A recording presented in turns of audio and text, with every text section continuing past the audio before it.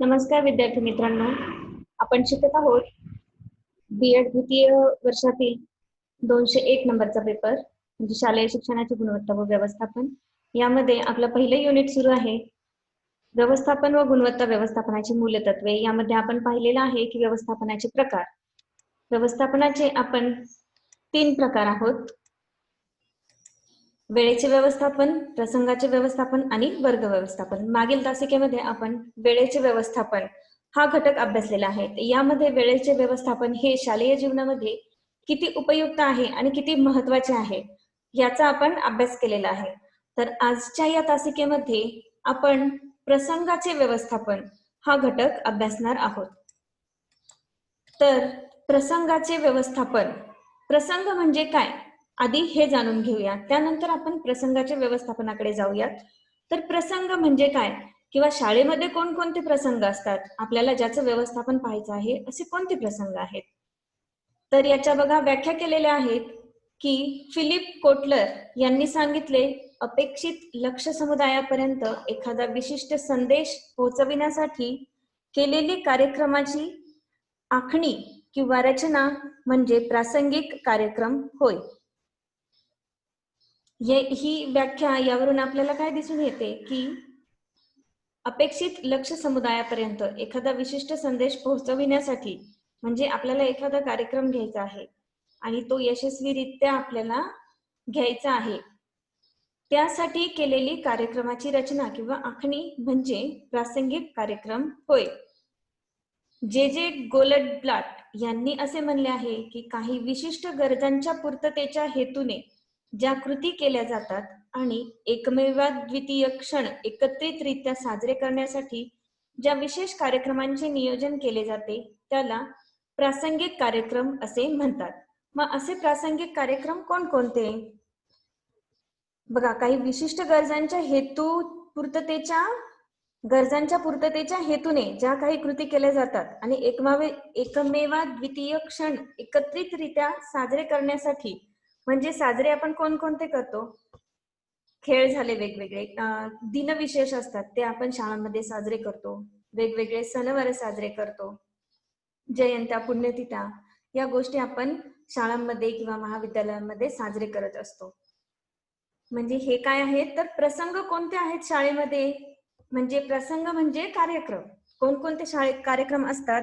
खेळ, सांस्कृतिक कार्यक्रम, स्पर्धा, आपण जे स्नेहसंमेलन घेतो, हे सर्व प्रसंग या घटकांतर्गत येतात. म्हणजे अभ्यासक्रमाच्या व्यतिरिक्त जे काही सर्व कार्यक्रम असतात ते म्हणजे प्रसंग असतात.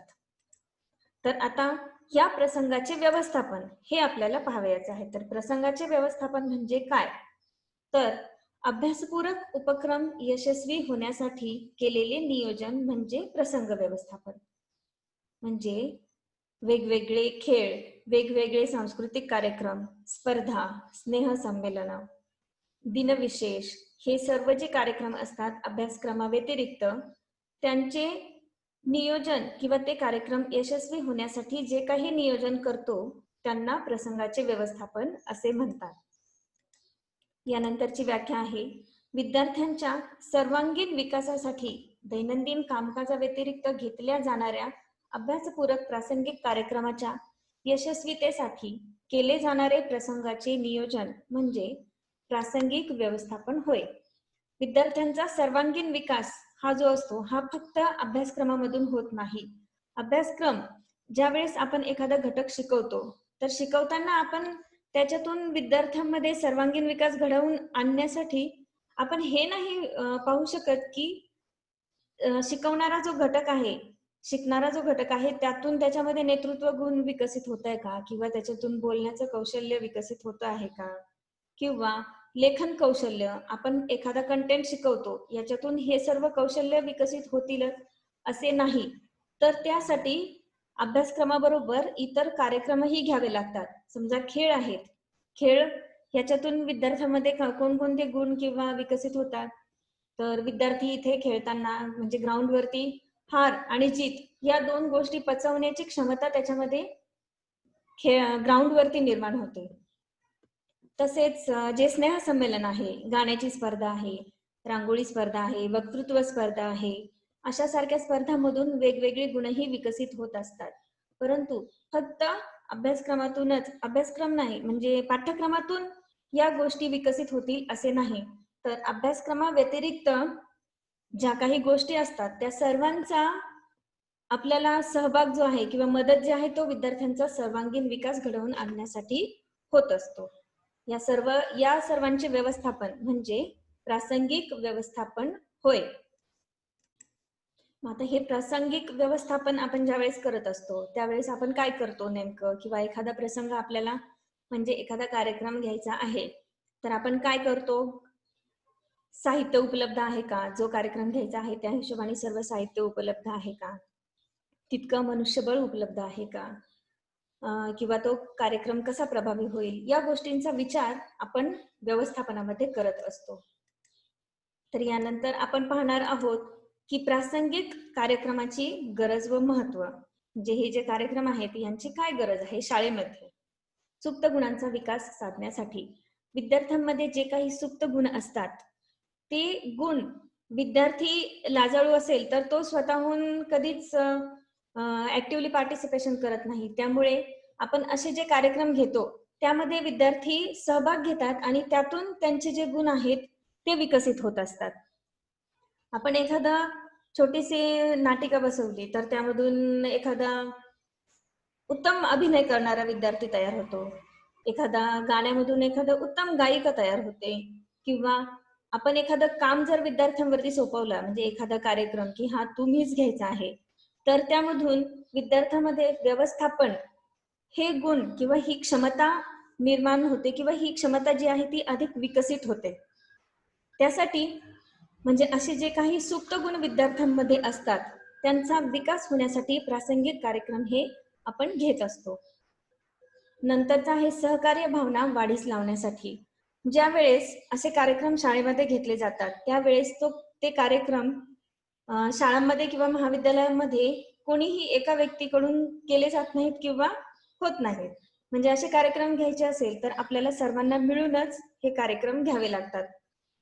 मग अशा वेळी तुझं माझं न करता सर्व विद्यार्थी हे एकमेकांना ज्याला जिथे मदत असेल तिथे ते सहकार्य करून कार्यक्रम एखादा यशस्वी घेतात, किंवा एखादी ऍक्टिव्हिटी त्यांना जी सोपविलेली असते ती चांगल्या प्रकारे घेतात. तर मग अशा वेळी विद्यार्थ्यांमध्ये सहकार्याची भावना वाढीस लागण्यासाठी आपण प्रासंगिक कार्यक्रम किंवा सांस्कृतिक कार्यक्रम किंवा अभ्यासेतर कार्यक्रम घेत असतो. यानंतर लोकशाही वृत्तीचा विकास होण्यासाठी आपण ज्यावेळेस सांस्कृतिक कार्यक्रम घेतो त्यावेळेस सर्व मिळून घेतो. म्हणजे हे काम करताना कोणीही छोटा नाही किंवा कोणी मोठा नाही, सर्वजण सारखे आहेत. दुजाभाव कोणाचाही कोणाविषयी नसतो. अशा प्रकारे आपण सर्वांनी सर्व सारखे आहोत, समानतेचे तत्व इथे ठेवून असे कार्यक्रम घेतले जातात. यामधून विद्यार्थ्यांमध्ये लोकशाही वृत्तीचा विकास होत असतो. सामाजिकरण होण्यासाठी नंतरचा मुद्दा आहे सामाजिकरण होण्यासाठी. म्हणजे ज्या वेळेस समाजामध्ये वावरायचं कसं याची सुरुवात, किंवा समाजामध्ये आपण वावरत असताना एकमेकांशी कसे बोलायचे कसे वागायचे याची सुरुवात ही शाळेतून होत असते. तर सर्व विद्यार्थी किंवा मित्रांमध्ये ज्या वेळेस विद्यार्थी आलेले असतात मित्रमैत्रिणींमध्ये, त्यावेळेस एकमेकांशी कसे वागणूक करायची, कसे वर्तन करायचे, कसे बोलायचे, या सर्व गोष्टींची सुरुवात त्यांची इथून होते. म्हणजे सामाजिकरण पुढे चालून विद्यार्थी या छोट्या समाजातून मोठ्या समाजात जाणार असतो. तर या कार्यक्रमांच्या माध्यमातून विद्यार्थ्यांमध्ये सामाजिकरण होते. यानंतरचा मुद्दा आहे संभाषणात्मक विकास होण्यासाठी. एकमेकांशी संभाषण कसे करायचे किंवा वक्तृत्व कसं करायचं, म्हणजे बोलायचं कसं, बोलण्याची पण एक भाषा असते. आवाजामध्ये चढ उतार किंवा एक्सप्रेशन्स या गोष्टी, किंवा कुठे आपण रागाने बोलायचं कुठे प्रेमाने बोलायचं, या ज्या गोष्टी आहेत, किंवा एकमेकांशी कसा संवाद साधायचा, या गोष्टींचा विकास होण्यासाठी सांस्कृतिक कार्यक्रम घेण्याची गरज असते. कारण याच ठिकाणी सर्व विद्यार्थी हे एकत्र येतात आणि त्यातून वेगवेगळ्या गुणांचे विकसन होत असते. यानंतरचा मुद्दा आहे वेळेचे महत्त्व समजण्यासाठी. आपल्याकडे जे आपण शाळांमध्ये किंवा महाविद्यालयांमध्ये जे काही कार्यक्रम घेतात, तर मग फक्त कार्यक्रम हीच एक गोष्ट नसते. कार्यक्रमांव्यतिरिक्त अजून वेगवेगळ्या गोष्टी असतात, की ज्या शाळा महाविद्यालयांमध्ये होत असतात. तर मग या सर्वांचं व्यवस्थापन व्यवस्थित होण्यासाठी आपण वेळेचे व्यवस्थापन हा घटक यापूर्वी अभ्यासलेला आहे. हे वेळेचे महत्व, आपल्याकडे किती वेळ आहे, उपलब्ध वेळामध्ये आपल्याला काय काय कामं करायची आहे, हे विद्यार्थ्यांना जाणीव झाली पाहिजे. आणि तो जो आपण एक प्रसंग घेणार आहोत किंवा एक कार्यक्रम घेणार आहोत, तो कार्यक्रम त्या ठराविक वेळामध्ये कशा प्रकारे यशस्वीरित्या होईल, हे यातून समजेल विद्यार्थ्यांना. आणि विद्यार्थ्यांना यामधून वेळेचे महत्व समजेल, की काय असते वेळेचे महत्व. हा जो एक कार्यक्रम घ्यायचा आहे, तो मला त्याच वेळेमध्ये पूर्ण करायचा आहे, कारण याच्यानंतर दुसरी गोष्ट असणार आहे. यानंतरचा मुद्दा आहे शारीरिक विकास साधण्यासाठी जे काही खेळ घेतले जातात, यामधून विद्यार्थ्यांचा शारीरिक विकास हा होत असतो. जर आपण खेळ घेतले नाहीत, तर विद्यार्थ्यांचा शारीरिक विकास हा म्हणावा तितकासा चांगला होणार नाही. खेळांमधून मुलांची जी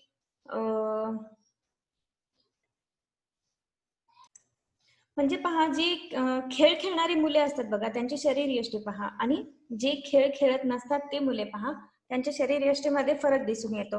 हे खेळ खेळणारी जी मुलं असतात एकदम धडधाकट दिसत असतात, त्यांची भक्कम शरीरयष्टी असते. त्यामुळे शारीरिक विकास होण्यासाठी खेळांचे महत्व आहे आणि ते घेणं गरजेचे असतात. यानंतरचा आहे सांस्कृतिक विकास साधण्यासाठी. शाळांमध्ये वेगवेगळ्या संस्कृतीचे, वेगवेगळ्या समुदायाचे लोक राहतात आणि तो विकास साधण्यासाठी सांस्कृतिक कार्यक्रम हे घेणे गरजेचे असतात. म्हणजे वेगवेगळ्या धर्माची जी लोक असतात, आपण त्यांचे सर्वांचे जे विशेष सण वार असतात, ते आपण एकमेकांनी मिळून साजरे केले पाहिजेत. समजा आपल्याला महाराष्ट्राचा एखादा स्पेशल आहे, समजा पाडवा वगैरे आहे, किंवा आपण महाराष्ट्रामधले असे अनेक सण आहेत, किंवा वेगवेगळ्या जाती धर्माचे असे वेगवेगळे विशेष सण आहेत, की ते आपण बघा की ख्रिसमस हा जो आहे, आपण शाळांमध्ये सर्व मिळून साजरा करतो, किंवा दसरा आहे, आपण सर्व मिळून आपल्या शिक्षकांना वगैरे आपण सोनं द्यायला जातो. म्हणजे अशा प्रकारे सांस्कृतिक विकास म्हणजे याने जेणेकरून काय होते, की वेगवेगळ्या संस्कृतींची विद्यार्थ्यांना ओळख होते आणि यामुळे त्यांना भविष्यामध्ये मदत होते. यानंतरचा मुद्दा आहे नेतृत्व गुण वाढीस लागण्यासाठी. जे काही आपण काम करत आहोत किंवा जो आपण प्रसंग घेत आहोत, म्हणजे सांस्कृतिक कार्यक्रम किंवा एखादा कार्यक्रम, त्यावेळेस एक नेतृत्व करणारा आवश्यक असतो. जर एखादा नेतृत्व करणारा नेता नसेल, तर कार्यक्रमाला व्यवस्थित दिशा येणार नाही. त्यामुळे असे नेतृत्व हा जो गुण आहे, हा सांस्कृतिक कार्यक्रमामधून किंवा प्रासंगिक कार्यक्रमामधून विकसित होत असतो. यानंतरचा मुद्दा आहे सर्वांगीण विकास साधण्यासाठी. सर्व गोष्टी या सर्व आतापर्यंतचे जे पाहिलेले आहेत, वेगवेगळी मूल्य रुजवणे, वेगवेगळे गुण शिकणे किंवा सुप्त गुणांचा विकास होणे, या सर्व गोष्टी, किंवा एखादा कंटेंट शिकणे म्हणजे अध्ययन, अध्यापन, वेगवेगळी याच्याशिवाय सर्व ज्या काही गोष्टी आहेत त्या सर्व शिकणे आणि त्या सर्वांचा विकास होण्यासाठी, म्हणजे सर्वांगीण विकास म्हणजे विद्यार्थ्यांचा बोधात्मक, भावात्मक आणि क्रियात्मक या तीनही क्षेत्रातील विकास होण्यासाठी प्रासंगिक कार्यक्रम हे अत्यंत महत्वाचे असतात. यानंतर नवनिर्माण क्षमता निर्माण होण्यासाठी विद्यार्थ्यांमध्ये काहीतरी क्रिएटिव्हिटी करण्याची, म्हणजे खूप काही विद्यार्थ्यांमध्ये स्कोप असतो. आपण जर त्यांना साधं निबंध लेखन लिहायला सांगितलं किंवा आपण एखादं इन्व्हिटेशन करायला सांगितलं आहे, की आपल्याला हा हा कार्यक्रम घ्यायचा आहे, त्याचं इन्व्हिटेशन तयार करा, तर प्रत्येक जणामध्ये इतकी वेगवेगळ्या साऱ्या क्रिएटिव्हिटी असतात, नवनिर्माण क्षमता असते, की ज्याच्यातून ते काही नवीन साकारू शकतात. मग अशा नवनिर्माण क्षमतेचा विकास होण्यासाठी प्रासंगिक कार्यक्रमांची आवश्यकता असते. यानंतरचा मुद्दा आहे सामूहिकता निर्माण होण्यासाठी. सामूहिकता निर्माण होणे म्हणजे आपण पाहिलं की समूहामध्ये मिळून काम करणे, समूहामध्ये येऊन कसे काम करायचे किंवा एकमेकांशी वर्तन कसे करायचे, जसे की सामाजिकरणामध्ये. तर सामूहिकता निर्माण होणे यासाठी सुद्धा प्रासंगिक कार्यक्रम हे गरजेचे असतात. यानंतर आपण पाहणार आहोत की प्रासंगिक कार्यक्रमांची काय उद्दिष्टे आहेत. तर सर्वांगीण विकास साधणे हा सर्वात महत्त्वपूर्ण उद्दिष्ट आहे. प्रासंगिक कार्यक्रम ज्यामधून विद्यार्थ्यांचा बोधात्मक, भावात्मक आणि क्रियात्मक क्षेत्रातील विकास साधला जातो. यानंतरचा आहे वैयक्तिक कार्यक्षमतेचा विकास करणे. वैयक्तिक कार्यक्षमतेचा विकास म्हणजे वैयक्तिक जे गुण असतात, जसे की धाडस, आत्मविश्वास, नेतृत्व, जबाबदारीची जाणीव, सहकार्याची भावना, या सर्व ज्या गोष्टी असतात या वैयक्तिक कार्यक्षमतेमध्ये येतात आणि या सर्वांचा विकास हा प्रासंगिक कार्यक्रमामधून होतो. तर मग या वैयक्तिक कार्यक्षमतेचा विकास करणे हे प्रासंगिक कार्यक्रमाचे एक उद्दिष्ट आहे. यानंतरचा मुद्दा आहे सुप्त गुणांचा विकास करणे. विद्यार्थ्यांमध्ये जे काही सुप्त गुण असतात, जसे की वेगवेगळ्या स्पर्धांमधून ते दिसून येतात किंवा स्नेहसंमेलन, सांस्कृतिक कार्यक्रम, याच्यामध्ये विद्यार्थ्यांनी सहभाग नोंदविल्यानंतर त्यांच्यामध्ये असणाऱ्या कलागुणांचे प्रकटीकरण होते आणि विद्यार्थ्यांमध्ये एक आत्मविश्वास निर्माण होतो. अशा प्रकारे विद्यार्थ्यांमध्ये सुप्त गुणांचा विकास होतो. तर विद्यार्थ्यांचा सुप्त गुणांचा विकास करणे हे एक प्रासंगिक कार्यक्रमाचे उद्दिष्ट आहे. यानंतरचा मुद्दा आहे नेतृत्व गुणाचा विकास साधणे. ज्यावेळेस कार्यक्रम घेतात त्यावेळेस नेतृत्व करणे हे महत्वाचे असते. समजा वर्गाचा कारभार हा व्यवस्थित चालवायचा असेल तर आपण वर्गामध्ये एक मॉनिटर निवडून देतो किंवा आपण एक प्रतिनिधी निवडून देतो. तशा मीटिंग्स होतात, तशा निवडणुका होतात शाळांमध्ये, महाविद्यालयांमध्ये. मग ज्यांच्या माध्यमातून काही गोष्टी केल्या जातात. तर मग तो जो नेता निवडण्याचा तो जो नेता आहे त्याच्यामध्ये नेतृत्व गुण किंवा कोणामध्ये तशा क्षमता आहे हे ओळखून त्यांचा विकास साधणे हे प्रासंगिक कार्यक्रमांच्या माध्यमातून केले जाते. योग्य अयोग्याची समज निर्माण होणे हे एक उद्दिष्ट आहे. ज्यावेळेस आपण एखादी कृती करत असतो तर त्या कृतीशी निगडीत अनेक गोष्टी आपल्या समोर येत असतात. तर त्यापैकी योग्य कोणती आणि अयोग्य कोणती या गोष्टींची समज विद्यार्थ्यांमध्ये निर्माण होणे आणि योग्य मार्ग निवडून त्यावरती वाटचाल करणे यासाठी प्रासंगिक कार्यक्रम हे घेणं आवश्यक असतात आणि हे घेतली जातात. यानंतर आपण पाहणार आहोत प्रासंगिक व्यवस्थापन करताना लक्षात घ्यावयाच्या बाबी. मग आपण प्रासंगिक व्यवस्थापन करतोय मग त्यावेळेस आपण काय काय गोष्टी केल्या पाहिजेत. एक नंबर आहे सामूहिक नियोजन. म्हणजे हे जे आपण करतोय एखाद्या प्रसंगाचे नियोजन तर हे सर्वांचं आहे. म्हणजे सर्वांनी मिळून करावयाची ही गोष्ट आहे. म्हणजे प्रासंगिक व्यवस्थापन यामध्ये मुख्याध्यापक, शिक्षक, विद्यार्थी सर्वांना आपण सामावून घेतो आणि कार्यक्रमाचे व्यवस्थापन करतो किंवा प्रासंगिक प्रसंगाचे व्यवस्थापन करतो. यामध्ये आपण सर्वांना समान समजतो. फक्त यामध्ये एक नेता असतो की जो पुढाकार घेत असतो. यानंतरचा मुद्दा आहे काटेकोरपणा. कुठलाही कार्यक्रम घ्यायचा असेल तर खूप पालळपणा न लावता मुद्देसूद म्हणजे ठराविक वेळ दिलेला आहे त्याच वेळेमध्ये त्याच म्हणजे तितक्याच ठराविक काळामध्येच तो कार्यक्रम झाला पाहिजे किंवा वेळेचा, माणसाचा किंवा मनुष्यांचा किंवा जे काही साहित्य आहेत तेवढ्याच उपलब्ध साहित्यामध्ये आपण ठरवून दिलेला किंवा ठरवलेला जो प्रसंग आहे तो कशा प्रकारे यशस्वीरित्या घेऊ शकतो हे याच्यातून दिसून येते. म्हणजे छोट्या छोट्या कार्यक्रमांमधून सुद्धा अशा गोष्टी विकसित होतात. म्हणजे या गोष्टींकडे आपण लक्ष द्यायला पाहिजे की ठराविक वेळेमध्येच ठराविक कार्यक्रम घ्यायचा. यानंतरचा मुद्दा आहे पूर्वकल्पना देणे आवश्यक असते. ज्यावेळेस आपण एखादा कार्यक्रम घेणार असतो, एखादे प्रसंग ज्यावेळेस शाळेत महाविद्यालयांमध्ये आयोजित होणार असतात त्यावेळेस त्याची पूर्वकल्पना देणे हे आवश्यक असते. ही पूर्वकल्पना कोणाकोणाला देणे आवश्यक असते तर शिक्षक, मुख्याध्यापक, विद्यार्थी, पालक यांना सर्वांना याची पूर्वकल्पना असणे आवश्यक असते. यामुळे काय होतं की ज्या व्यक्तींना तो प्रोग्राम अटेंड करायचा असतो ते अटेंड करू शकतात. त्यावेळेस जर त्यांची दुसरी काही कामे असतील तर ती कामे बाजूला ठेवून हे काम ठराविक वेळेमधील हे काम अटेंड करू शकतात. त्यामुळे या गोष्टींची पूर्वकल्पना सर्वांना देणे आवश्यक असते. यानंतरचा मुद्दा उपक्रमासाठी आवश्यक उपलब्ध व साहित्याचा विचार करावा लागतो. आपल्याला जो कोणता कार्यक्रम घ्यायचा आहे त्यासाठी मला आवश्यक साहित्य आहे का, आवश्यक तितके साहित्य आहे का, उपलब्ध आहे का ती याचा विचार करावा लागतो. नाहीतर कार्यक्रम खूप मोठ्या प्रमाणात घ्यायचा पण हवे तितके साहित्य जर उपलब्ध नसेल तर कार्यक्रम यशस्वी होणार नाही आणि त्या प्रसंगावरती ताण येईल आणि त्यामुळे तो आपला जो उद्दिष्ट असेल की हे कार्यक्रम व्यवस्थित घेणे तो यशस्वी होणार नाही. यानंतरचा मुद्दा आहे कार्याची विभागणी. एखाद्या गोष्टीचे व्यवस्थापन करत असताना कामाची विभागणी ही व्यवस्थित झाली पाहिजे.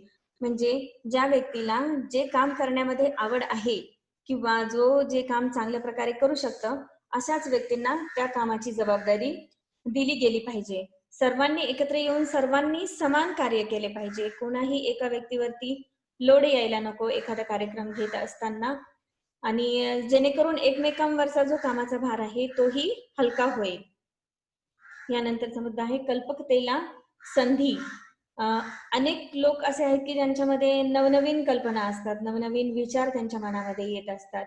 त्यांनी मग अशा वेळी शिक्षक जे असतात त्यांनी फक्त विद्यार्थ्यांना ज्या ठिकाणी मार्गदर्शन हवे असेल त्यावेळेस मार्गदर्शन करायचे, परंतु विद्यार्थ्यांनी स्वतः त्यांच्या कल्पनेचा कल्पना विस्तारचा किंवा कल्पकतेचा म्हणजे नवनिर्मितीचा वापर करून एखादी कार्य करायचे असते, जेणेकरून ते काम चांगले होईल आणि विद्यार्थ्यांमध्ये कल्पकता निर्माण होईल. यानंतरचा मुद्दा आहे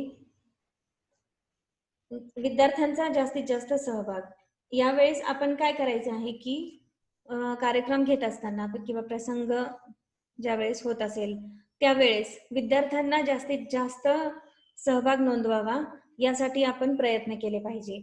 विद्यार्थ्यांनी जितका जास्त सहभाग नोंदवतील तितका विद्यार्थ्यांचाही सर्वांगीण विकास मदत होते आणि ते जे कार्यक्रम आहे ते यशस्वीरित्या आणि सहजरित्या पार पडेल. यावेळेस शिक्षकांनी त्यांना फक्त मार्ग दाखवायचे असते.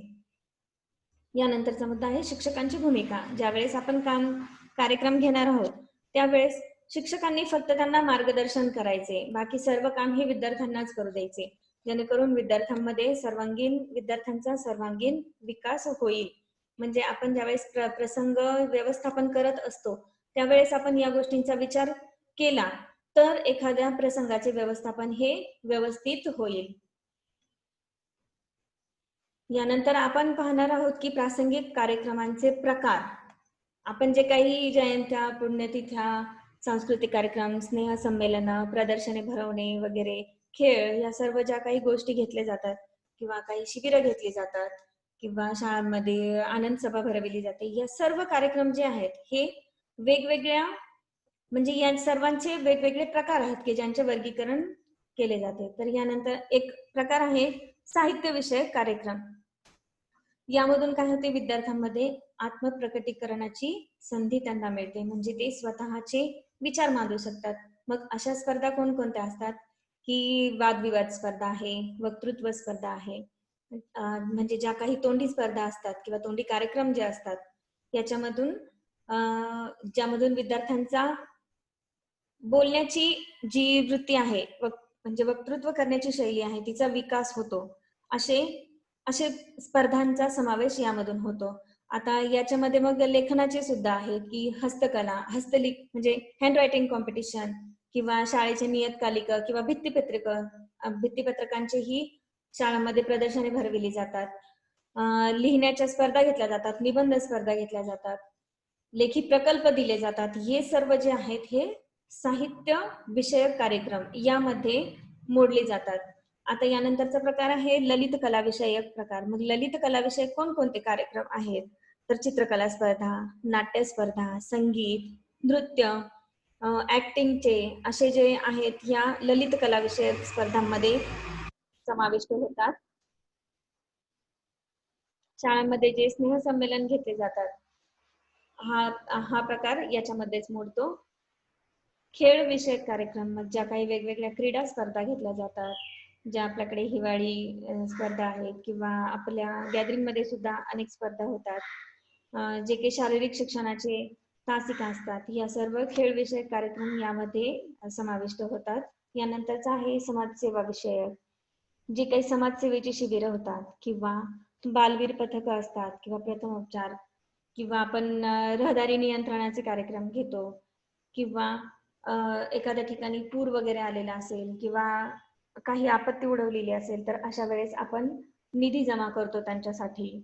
म्हणजे जे काही समाजसेवेसाठी आपण कार्यक्रम घेतो त्या सर्वांचा उपयोग या प्रासंगिक कार्यक्रमामध्ये, जे या समाजसेवेविषयक कार्यक्रमांमध्ये समावेश होतो. यानंतरचा प्रकार आहे स्वयंशासनाचे कार्यक्रम. स्वयंशासनाचे कार्यक्रम कोणते? मित्रमंडळ, विविध समित्या, वर्ग समित्या याद्वारे काय विविध कार्यक्रम आयोजित केले जातात आणि नेतृत्व हे यामधून निर्माण होते. मग असे जे आहेत हे स्वयंशासनाचे कार्यक्रम आहेत. यानंतरचा आहे सण व उत्सव कार्यक्रम. आपल्या शाळांमध्ये वेगवेगळ्या धर्माचे, वेगवेगळ्या जातीचे, वेगवेगळ्या पंथाचे लोक राहतात. तर या सर्वांचे काही सण, काही उत्सव असतात की ज्या त्या धर्माचे हे ठरवून दिलेले असतात. तर मग हे सर्व सणवार शाळांमध्ये साजरी केली जातात. तर मग ही याच्यामध्ये सण उत्सव कार्यक्रम या प्रकारामध्ये मोडले जातात. म्हणजे प्रासंगिक कार्यक्रमांचा हा जो प्रकार आहे हा अत्यंत महत्वाचा आहे, जेणेकरून विद्यार्थ्यांमध्ये सांस्कृतिक विकास होतो आणि एकमेकांना सहकार्य करण्याची किंवा एकमेकांच्या धर्माविषयी, जातीविषयी गोष्टी जाणून घेण्यासाठी या कार्यक्रमामधून मदत होते. तर मग हे अशा प्रकारचे जे आपण शाळांमध्ये प्रसंग घेतो किंवा प्रासंगिक कार्यक्रम जे असतात यांचे वर्गीकरण या साहित्य प्रकारांमध्ये केले जातात. म्हणजे ह्या कार्यक्रमांच्या प्रकारामध्ये केले जातात. हे जे व्यवस्थापन आहे, प्रासंगिक व्यवस्थापन, हे आपल्याला फक्त शाळामध्येच नाही तर अनेक ठिकाणी उपयुक्त पडतात. आपल्या घरी जरी कुठला कार्यक्रम असेल तरी आपल्याला प्रसंगाचे व्यवस्थापन हे व्यवस्थित करता यायला पाहिजे, जेणेकरून आपल्या आयुष्यामध्ये हे आपल्याला शेवटपर्यंत उपयुक्त पडणारे असे आहे.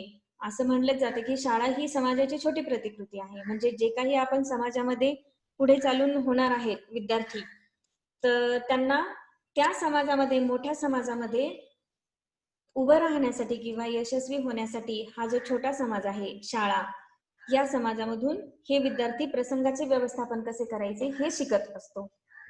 मग अशा प्रकारे आपण आज व्यवस्थापनाचे जे 3 प्रकार आहेत, वर्ग व्यवस्थापन, वेळेचे व्यवस्थापन आणि प्रसंगाचे व्यवस्थापन, या प्रकारांपैकी प्रसंगाचे व्यवस्थापन हा घटक अभ्यासलेला आहे. यामध्ये आपण काय पाहिले? प्रसंग म्हणजे काय, प्रसंग व्यवस्थापन म्हणजे काय, ते प्रसंग का गरजेचे आहेत, त्या प्रासंगिक कार्यक्रमांची काय उद्दिष्टे आहेत आणि ते व्यवस्थापन, या प्रासंगिक कार्यक्रमांचे व्यवस्थापन करताना कोणत्या गोष्टी लक्षात घ्यायला पाहिजे आणि हे जे प्रासंगिक कार्यक्रम आहेत यांचे कोणकोणते प्रकार आहेत या गोष्टींचा आपण आजच्या तासिकेमध्ये अभ्यास केलेला आहे. पुढील तासिकेमध्ये आपण व्यवस्थापनाचा जो 3रा प्रकार आहे, वर्ग व्यवस्थापन, हा एक अत्यंत महत्वाचा आहे प्रकार, तर याचा आपण अभ्यास करणार आहोत.